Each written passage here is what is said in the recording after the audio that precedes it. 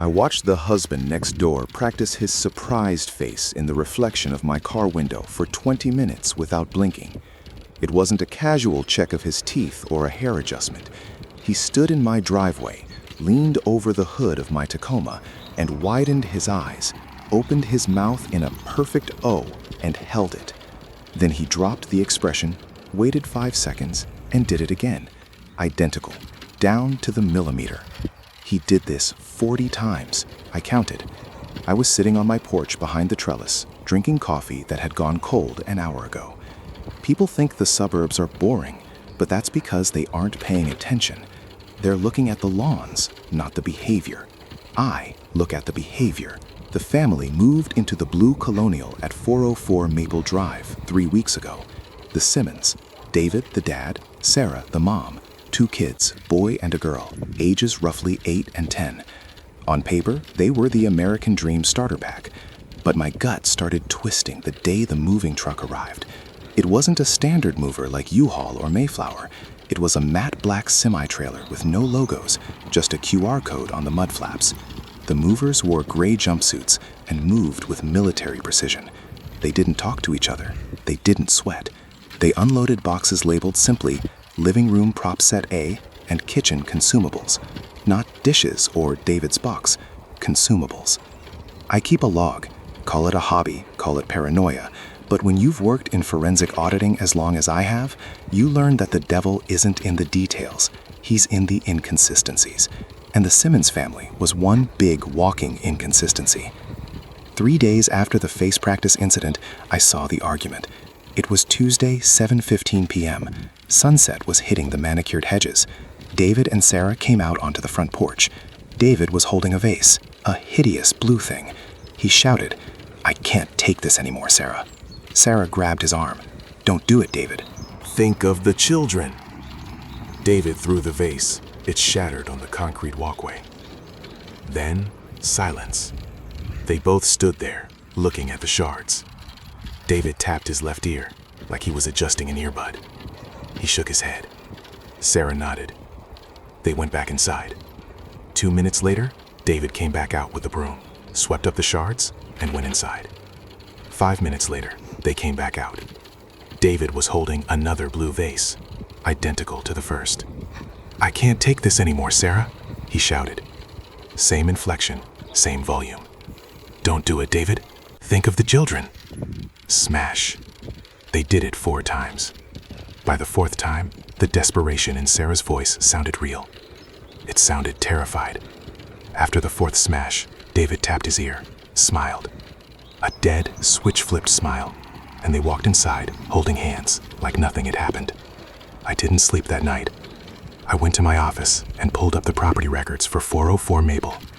It had been purchased by a shell company called OptiLife Solutions, registered in the Caymans. I searched the company. Nothing but a landing page with a login screen. No about us, no contact number. Just a login. The next morning, I decided to test the perimeter. I timed my walk to the mailbox to coincide with Sarah getting the mail. She was wearing a floral dress that looked like it had been ironed while it was on her body. Rigid. "Good morning," I said, leaning on my cane. "Quite a bit of noise last night. Everything okay?" She turned to me. Her eyes were glazed, pupils dilated. She stared at my forehead, not my eyes. "The weather is optimal for hydrangeas, isn't it, Mr. Vance?" I said. "We haven't met. I'm Vance. I live right there." "The weather is optimal, Vance," she repeated. Her voice had a strange cadence, like a GPS trying to sound affectionate. "Community unit?" I asked. She froze. Her mouth stayed slightly open. It was like a video buffering. For 10 seconds, she didn't blink. Then she snapped back. "The neighborhood. Have a productive day." She pivoted on her heel, literally pivoted like a toy soldier, and marched back up the drive. I checked my mailbox, empty, but as she walked away, I saw something fall out of her pocket, a small laminated index card. I waited until her front door closed, then I walked over and snatched it off the asphalt. I took it back to my garage and looked at it under my magnifying lamp. It was a flowchart. Top of the card read, Scenario 14B, Neighbor Interaction Non-Hostile. Below that, a tree of responses. If neighbor asks about noise, reply, DIY project. If neighbor asks about kids, reply, they are excelling in studies. If neighbor shows suspicion, execute Distraction Protocol Alpha. My hands were shaking. Distraction Protocol Alpha? I looked out the garage window. David was in the backyard now. He was mowing the lawn. But the mower wasn't on. He was pushing a silent, unstarted lawnmower back and forth in perfect rows. He was sweating, panting, miming the effort of turning the machine, but the blades weren't spinning. He was acting. He was performing lawn care for an audience I couldn't see. That's when I noticed the cameras. Not the Ring doorbells or the security floodlights. I saw the glint of a lens inside the birdhouse hanging from their oak tree. I saw another small black nodule inside the rain gutter facing their own patio. They weren't watching the street. They were watching the house. They were watching the Simmons. I spent the next 2 days completely dark. I kept my blinds drawn, watching through the slats. The pattern became clearer. They received instructions via earpieces. They were actors, or prisoners, or both, living out a synthetic life in 15-minute blocks.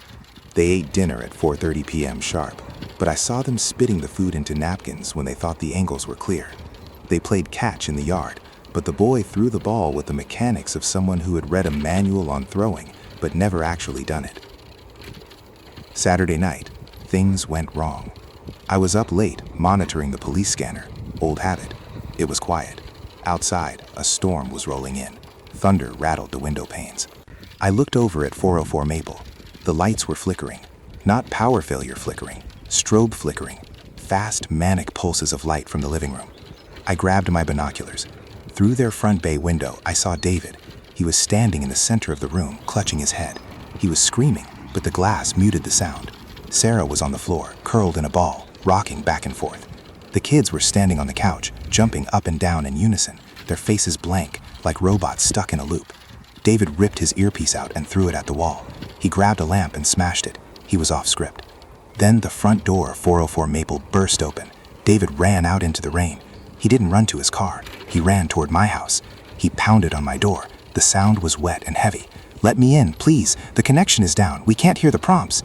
I unlocked the door and pulled him inside, locking it behind him. He was soaked, shivering, his eyes wild. He looked at my hallway like he'd never seen the inside of a real house before. "Calm down," I said, keeping my distance. "What prompts? Who is talking to you?" "The director," David gasped. He clawed at his shirt, pulling it up. My stomach dropped. Along his ribs, taped to his skin, were biometric sensors. Wires ran down to a battery pack clipped to his belt. "We're the beta test. High-fidelity humanoid simulation training for the AIs." I stared at him. "You're training robots?" "No," David yelled, grabbing my shoulders. "We are the training data. The AI learns how to be human by watching us. We have to execute the scripts perfectly so the neural network can understand human conflict, affection, deception. If we deviate, the shock collars." He pointed to a thin black band around his neck, hidden by his collar. "Who are you people? Are you a family?" "I don't know," David sobbed. "I woke up in a facility 6 months ago. They told me I'm David Simmons. They told me if I want to live, I have to be the best father in the dataset. But the script, it's getting dark, Vance. Tonight, the script changed. The new update, it wanted us to..." He stopped. The lights in my house flickered. My phone buzzed on the entryway table. Then my Alexa in the kitchen lit up blue. "David," a voice said. It wasn't Alexa's voice. It was a synthesized male voice, cold and flat. It was coming from every speaker in my house, my laptop, my TV. "Return to the set, David. The scenario is not complete." David backed away from me. "They found me. They always find the signal." "You're in my house," I said, grabbing my shotgun from the hall closet. I racked it. "Get away from the door, David." "You don't understand," David whispered. "You're part of it now. You're the hostile neighbor variable." My front window shattered. It wasn't a brick. It was a drone. A quadcopter the size of a hawk flew into my living room, its rotors buzzing like a chainsaw. It hovered at eye level, a red laser grid scanning the room. "Variable identified," the voice said. "Get down," I tackled David as the drone lunged. It wasn't shooting. It was ramming. It smashed into the drywall, recovered, and turned toward us. I fired the shotgun. The bird shot shredded the drone, sending plastic and sparks raining down onto the carpet. "We have to go," I yelled. "My truck, now." We scrambled out the back door. The rain was torrential. I could see Sarah standing in her backyard, motionless in the downpour, staring at the sky. "Sarah!" David screamed. "Don't!" I pulled him toward the garage. "She's rebooting. Look at her." We jumped into my Tacoma. I peeled out of the driveway, tearing up the turf. As I looked in the rearview mirror, I saw the black semi-trailer pulling up to the front of 404 Maple. Men in gray jumpsuits were pouring out. They weren't running. They were power walking, perfectly synchronized. I drove for 3 hours. I didn't stop until we hit a motel 2 counties over. I smashed our phones. I checked David for trackers and found one embedded in his shoe heel. I tossed it into a passing river. We sat in the motel room, the neon sign buzzing outside. David was sitting on the edge of the bed, staring at an infomercial on the TV. "I don't remember my real name," he said softly. "I know how to fix a sink. I know how to coach Little League, but I don't know who I was before." "We'll figure it out," I said. "I have contacts at the bureau. We'll go there in the morning." I went to the window and peered through the curtains. The parking lot was empty, just an old sedan and a stray dog. I turned back to David. "Get some sleep. We move at dawn." David lay down. He closed his eyes. I sat in the chair by the door, gun in my lap. I watched him breathe. Then he started to mumble. "Honey, did you pick up the dry cleaning?" He whispered in his sleep. "The weather is optimal." I sighed. The conditioning ran deep. At 3 a.m., I woke up. The room was silent. David was gone. The door was unlocked. I ran outside. The parking lot was empty. No struggle marks, no blood, just gone. I went back inside and saw the note on the bedside table. It was written on motel stationery, but the handwriting was perfect. Block letters.